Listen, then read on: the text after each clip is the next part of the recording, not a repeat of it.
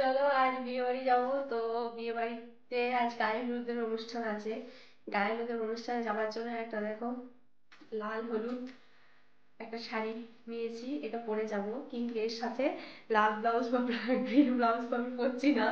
আমি এরকম একটা গ্রে কালারের ব্লাউজ নিয়েছি, গ্রে কালার।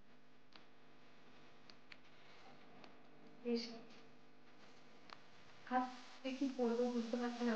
আমি হাতগুলো পরা নিয়েছি, আরো পরবো। ভালো লাগছে, ভালো লাগছে।